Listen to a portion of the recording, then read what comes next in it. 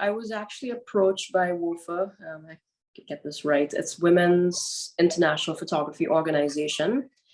And they had selected me as their resident artist to, use that time to basically like think about making new work or look at what I've been doing or, research. And they partnered with the Betsy. Aldede Delgado actually was in contact with Leslie Goldwasser, and I think from there they built a relationship. And the Betsy, they provided me with a space in the writer's room to just sit, think about what I've been doing, think about what I would like to show at the Betsy.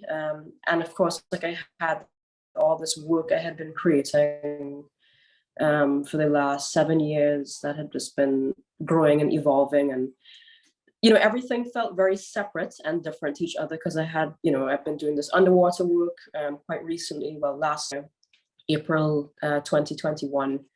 The volcano on St. Vincent had erupted. So I had done all this documentation of the eruption. And then I had also done a residency in Haiti, thinking of creating new work. So I had like these very separate things happening, which I thought were separate, but they turned out to be very much in relationship with each other. And I think just having that space at the Betsy to really sit and think about it gave me an opportunity to weave these things together. And that's sort of the foundation of what I had put together for the show at the Betsy, which is called Strange Territory. So it sort of focuses on these moments underwater and then kind of comes out. And there's these creatures, I like to say, which, there's the coral portraits. There's images of these young girls who are sort of like in interaction with the mountains in Haiti. So thinking about earthquakes. There's a kind of a moko jumpy creature with this young man on top of the volcano with the bottom half, which is like limbs from the devastation that's happened as a result of the volcano. So thinking about catastrophes in relationship to human beings.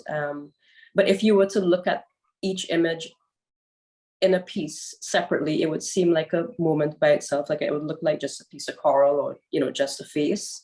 But these combination of images to kind of create these sort of species adapting to different catastrophes happening in the Caribbean, whether it's like natural or man-made catastrophes, and using a kind of a ecological archive of images, whether it's like an ash plume or, sargassum washing up in the sand, to kind of create a framework for people to understand the context in which these creatures are evolving out of. So that's been sort of the foundation and the thinking behind the work at the Betsy.